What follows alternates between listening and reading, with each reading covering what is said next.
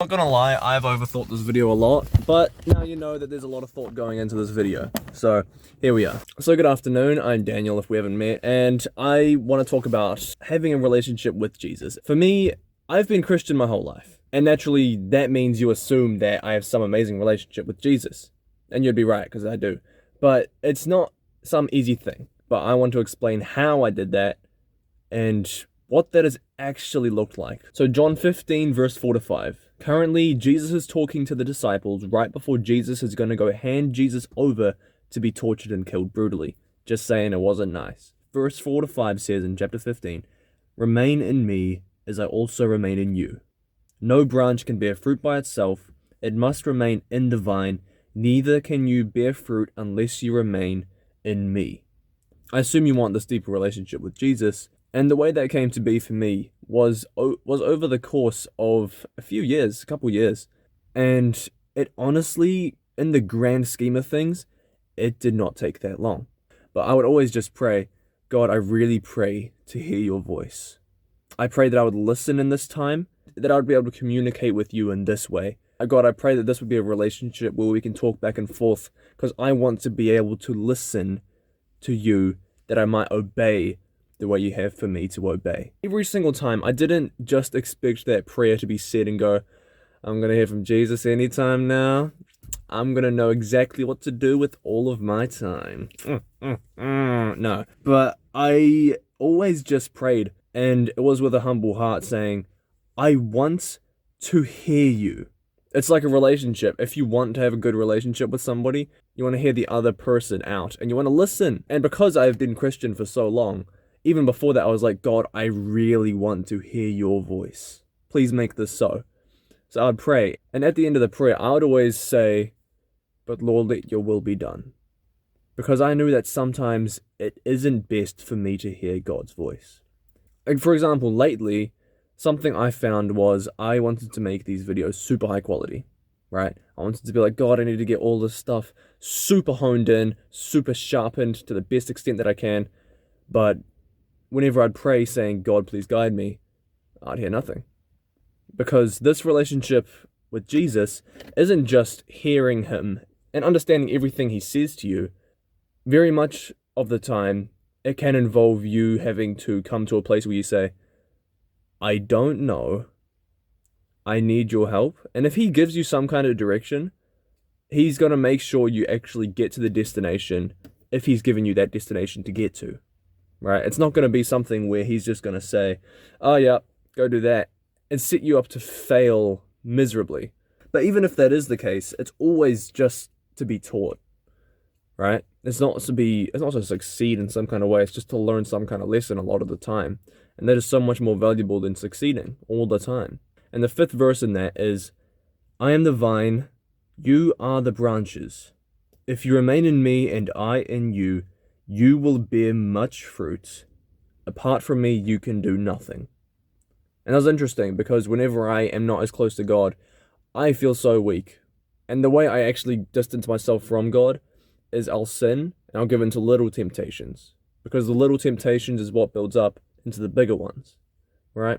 Temptation itself isn't exactly a sin. Jesus was tempted by Satan, but it's the giving into it. So it's the little things and the little temptations, like, I want a snack. Okay, I'll go grab a snack. Oh, I really want to scroll. Okay, I'll just watch one reel. And it's the little things that build into the big things. The enemy will sneak his way into your life in the littlest way he can, because then it's a lot of leverage that he can pry down and lift you out of that state of being in a good place with God. And at one point, I was like 14 or so, and I went to a YWAM course, like 10 days, and that's where I really learned to hear God in a very tangible way. And it first started by listening to the Holy Spirit who is in you. And now that we've established that hearing God comes with giving time to actually humble yourself and say, I actually want to listen, right? It's not something where you go, hey God, if you're real, like, you better show me now, because now life sucks, and you gotta fix this, because shrimp's whack, yo. I replaced the swear word with shrimp, because my older brother did that when I was little. So, and like the prisoner on the cross that was next to Jesus when he was being crucified, saying, Lord, remember me when you enter your kingdom. Do you think Jesus said to him, hey, I need your resume. I don't actually know if you do follow me, if you're a Christian. I just need to go back to the courthouse and see how you are on paper. No. He just said, Jesus said to the prisoner who deserved being crucified, today you will be with me in paradise. And this is important just because I want to say, Jesus looked at the prisoner's heart. So if you want this personal relationship with Jesus, you need to see your intention in your heart too. And that is why praying is so important. So the second point, John 10 verse 27. Now the context for this is that Jesus is talking to a group of Pharisees and Jews, and just like not anything against Jews, it's just like the people he was talking to. Yeah, I didn't need to add that. But Jesus is talking to the Pharisees and a group of people, and something he says in John 10 verse 27 is, my sheep listen to my voice. I know them and they follow me. I don't know if I have a video for this, but if you have ever had a sheep very confident, like bah, and they just come over to you and they get pats and like nibble at your fingers, it is honestly awesome. It is a different kind of feeling when an animal that is usually so nervous around people and things actually wants to be near you. That is awesome. It's really cool. And like a shepherd would protect a sheep, here's a time in my life personally when something happened and I needed this kind of protection. So one time in college, there was this kickboxer girl and she was going around punching guys. She would use the minimal reason that she could to just punch people. So I was at the top of a stairwell, she was at the bottom of a stairwell with her friends, and she asked me, do you want me to punch you? And I said, yeah. And I clearly wasn't keen, but I turned around for a moment to talk to somebody else, and I turn my head and crack, right? And crack, right? And crack! So everything goes black and then white for a second, and I regain my vision. This is all in the span of a second or so, and I realize I'm still on my feet. So I turn around to see if she's going to keep going at me and keep attacking me, but she's already sprinted down to the bottom of the stairs and ran away. And that was the first time I got hit like that. So fast forward to later that day, and I wasn't feeling good and glamorous. And my mum was going to a church event, and she asked me, hey Daniel, you want to come with to this church event? And I said no, but she put the ball and chain around my neck and dragged me off to church because she felt prompted that I had to go. And I'm glad she took me. Because we were standing in the church pews, the rows of chairs, and it was coming to the end of the service. And we had listened through the service. It was very, very good. The Holy Spirit was in the room, and people had gone up for altar call. And I was feeling so heavy from the Holy Spirit, just compelling me and telling me, you need to go up the front. And I just said no.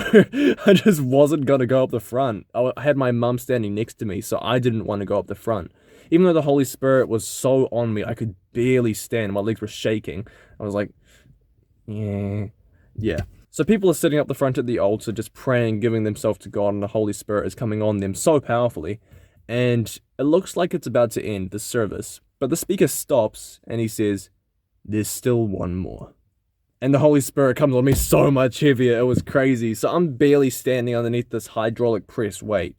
And I'm still shaking. I'm shaking even more. I'm like a generator that's been freshly started after like 5 years. I'm shaking so much at this point from the Holy Spirit. Barely standing at this point. I was like a generator how much I was shaking.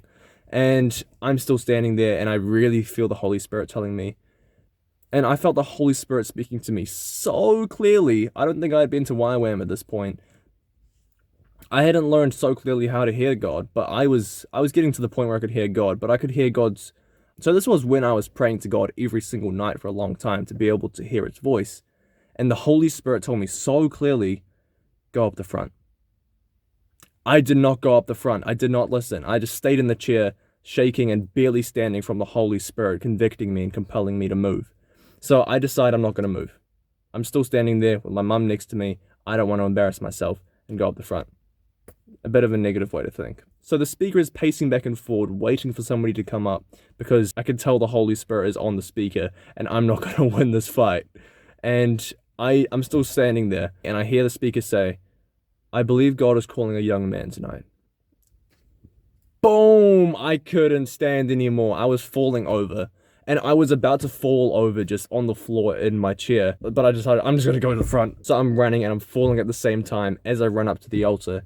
And when I landed on the floor, there was snot and tears everywhere, and it was amazing. And I heard the speaker say, "There it is."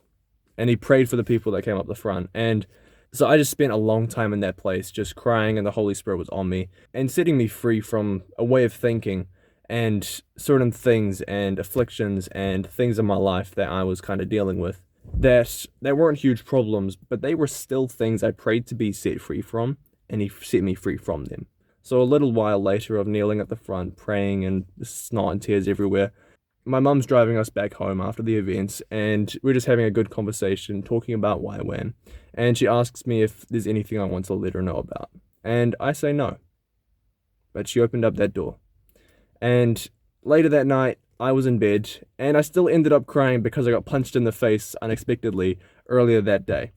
And that's not the reason why my jaw clicks. That's because I had an issue with stress and like clenching my jaw and stuff, so that clicks and hurts now. But that's not related. But this relationship with Jesus isn't one where we are equals.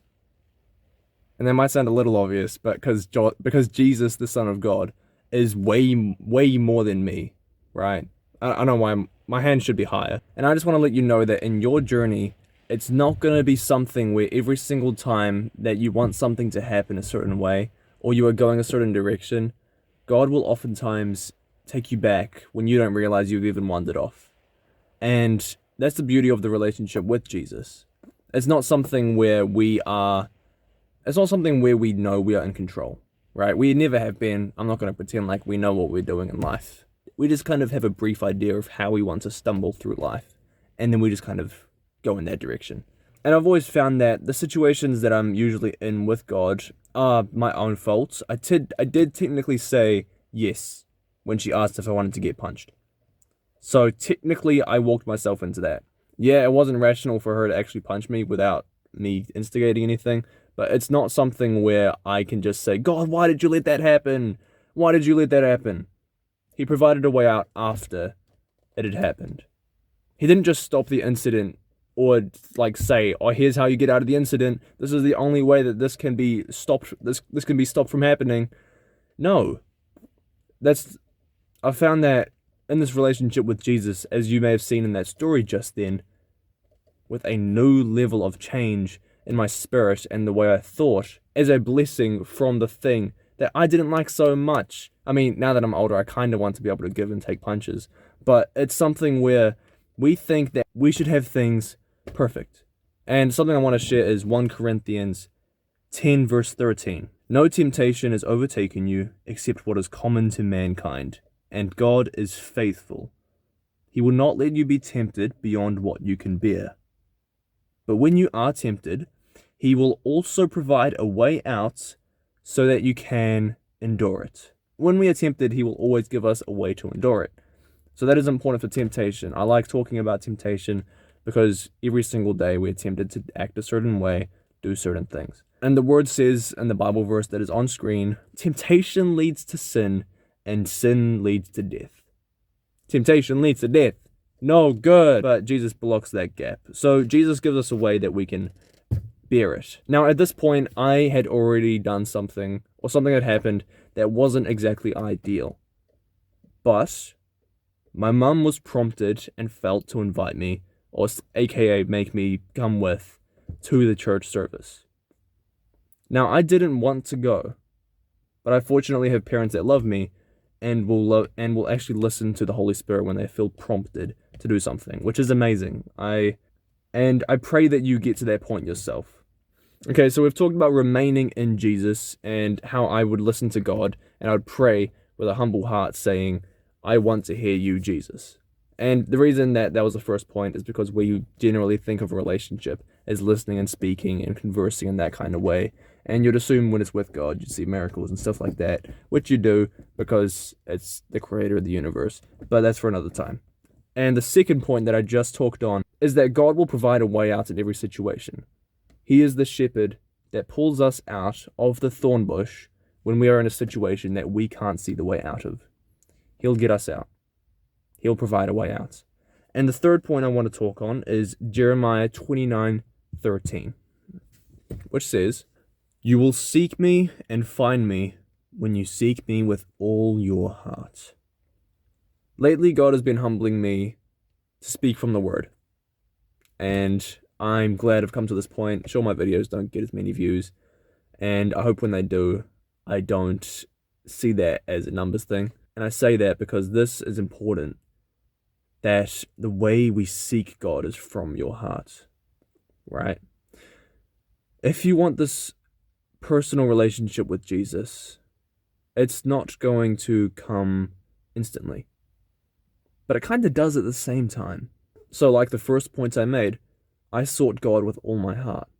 I made that clear in the way I articulated it, that I had the full intention that I just wanted to hear the voice of God.